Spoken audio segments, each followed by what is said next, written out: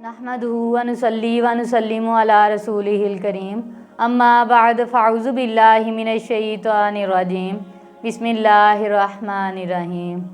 ناظرین، غزوہ احد کے بعد ہمیں اس سے کیا سبق ملتا ہے اس کے بارے میں بتاتے ہیں۔ 3 ہجری میں مسلمانوں کی لڑائی ہوئی تھی احد پہاڑ کے قریب، جس کا نام غزوہ احد ہے۔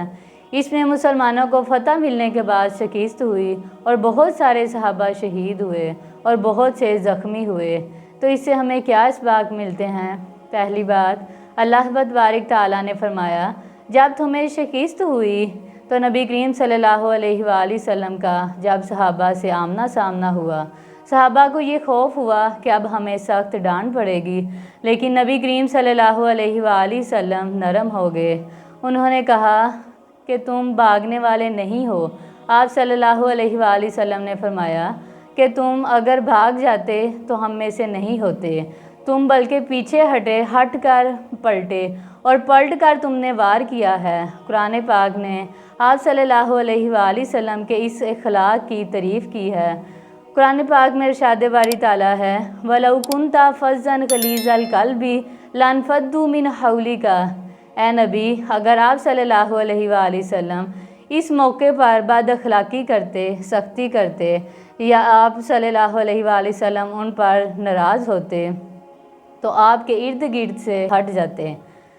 اس سے ہمیں پتہ چلتا ہے کہ لیڈر میں بہت زیادہ برداشت ہونی چاہیے۔ یہ کوئی بات نہیں کہ کبھی فتح ہو جاتی ہے اور کبھی شکست ہو جاتی ہے۔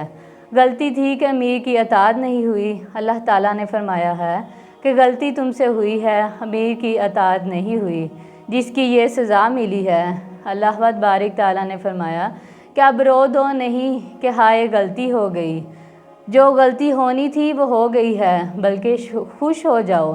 اس شکست میں بھی حکمت ہے۔ اللہ تعالیٰ بہت سے لوگوں کو شہادت کے مرتبے پر فائز کرنا چاہتا تھا۔ قرآن پاک میں ارشاد ہے یا ایھا الذین آمنوا لا تکونوا کالذین کفروا۔ اے ایمان والو، کافروں کی طرح باتیں نہ کیا کرو۔ اذا ضربوا فی الارض، کافر جب زمین میں سفر کے لیے نکلتے ہیں یا جنگ کے لیے نکلتے ہیں اور مارے جاتے ہیں تو پیچھے ان کے گھر والے کہتے ہیں کہ اگر یہ سفر کے لیے نہ جاتے، یہ جنگ کے لیے نہ نکلتے تو یہ نہ مارے جاتے۔ اللہ تعالیٰ فرماتا ہے کہ یہ باتیں کافروں کو سوٹ کرتی ہیں، مسلمانوں کو نہیں۔ اللہ تعالیٰ کافروں کو ان باتوں کی توفیق اس لیے دیتا ہے لِيَجْعَلَ اللَّهُ ذَلِكَ حَسْرَةً فِي قُلُوبِهِمْ، تاکہ یہ غم جو ان کو پہنچا ہے یہ سوچ سوچ کر ان کو ڈبل غم ہو جائے۔ قرآن پاک میں ارشاد ہے وَاللَّهُ يُحْيِي وَيُمِيتُ۔ اللہ تعالیٰ فرماتا ہے کافروں کی طرح باتیں نہ کیا کرو، موت اور زندگی اللہ تبارک تعالیٰ کے ہاتھ میں ہے۔ وَلَئِن قُتِلْتُمْ فِي سَبِيلِ اللَّهِ، یہ جو منافقین کہہ رہے ہیں غزوہ احد میں ہم نہ نکلتے تو نہ مرتے، وہ تو مر گئے ہیں۔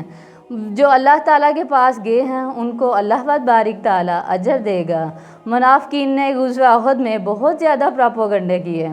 دیکھو، مروانے کے لیے ہم کو لے گئے تھے، ہم تو بہت کہہ رہے کہ مت جاؤ۔ منافقین یہ کہہ رہے تھے کہ غزوہ احد میں مدینے سے باہر نکل کر ہمیں نہیں لڑنا چاہیے، اور یہ بھی کہہ رہے تھے یہ تو لڑائی ہے ہی نہیں، یہ تو سراسر خودکشی ہے، اتنا طاقتور دشمن ہے اور ہمیں نکال دیا ہے، شکست بھی ہو گئی ہے۔ اللہ تعالیٰ نے فرمایا ہے کوئی مسئلہ نہیں، یہ جو منافقین کہہ رہے ہیں کہ ہمارے مشورے پر عمل نہیں کیا اس لیے وہ مر گئے ہیں، اور دیکھو ہم اس لیے بچ گئے ہیں۔ تو اللہ تعالیٰ فرماتے ہیں قُلْ فَادْرَءُوا عَنْ أَنفُسِكُمُ الْمَوْتَ، تم ذرا اپنے آپ کو موت سے بچا کر تو دکھاؤ۔ آج ان منافقین میں سے کوئی بھی زندہ نہیں ہے، جو گئے ہیں وہ اچھی موت سے گئے ہیں، اور جو بچ گئے ہیں وہ اچھی موت نہیں مرے، وہ مر گئے ہیں سارے، کوئی بھی زندہ نہیں ہے۔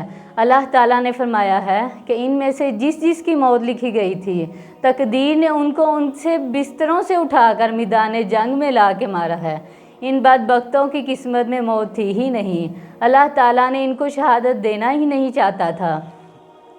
نبی کریم صلی اللہ علیہ وآلہ وسلم نے جب صحابہ کے مشورے پر عمل کیا، نبی کریم صلی اللہ علیہ وآلہ وسلم کا مشورہ بھی یہی تھا کہ مدینے کے اندر رہ کر دفاع کرتے ہیں، ان کا مقصد موت سے ڈرنا نہیں تھا، ان کا مقصد حکمت تھی کہ ہم کمزور ہیں، ہمیں اندر رہ کر دفاع کرنا چاہیے، بلکہ سامنے ہو کر اگر ہم ظاہر ہو گئے تو نقصان کا خطرہ زیادہ ہے۔ لیکن آپ صلی اللہ علیہ وآلہ وسلم نے صحابہ کے مشورے پر عمل کیا، اپنے مشورے کو چھوڑ دیا اور نقصان ہو گیا۔ تو اللہ تعالیٰ نے نبی کریم صلی اللہ علیہ وآلہ وسلم کو حکم دیا کہ تم صحابہ کو طعنہ نہیں دے سکتے، کیونکہ جو قواعد تھے وہ آپ نے پورے کر دیے تھے۔ امیر یہی کرتا ہے کہ پہلے سب سے مشورہ لینے کے باوجود اس کے بعد جو رائے بنتی ہے اس پر عمل کرتا ہے، تو جب رائے بن کر عمل کرنا ہے تو یہ فریضہ اعظم ہے۔ قرآن پاک میں ارشاد ہے فَتَوَكَّلْ عَلَى اللَّهِ، اب فائدہ ہو تو بھی ٹھیک ہے، نقصان ہو تو بھی ٹھیک ہے، اور آئندہ بھی انہی سے مشورہ لینا ہے۔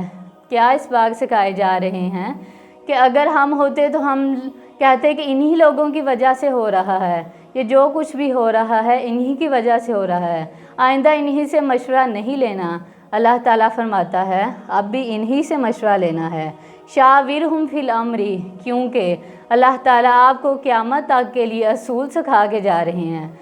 وہی جو ہے وہ ساری عمر تو نہیں نازل ہوگی، قیامت تک مشوروں سے کام چلنا ہے، مشورے میں ہی خیر ہے۔ اس لیے ہمیں یہ بھی سبق ملتا ہے کہ ہم جب کوئی بھی نیک کام کا ارادہ کریں تو ہمیں چاہیے کہ ہم اپنے ارد گرد کے لوگوں سے مشورہ لے لیں، کیونکہ مشورے میں خیر ہے، مشورہ دینا اور لینا نبی کریم صلی اللہ علیہ وآلہ وسلم کی سنت ہے، اور اللہ تبارک تعالیٰ ہمیں ان کی سنتوں پر عمل کرنے کی توفیق عطا فرمائے۔ وآخر دعوانا الحمد للہ رب العالمین۔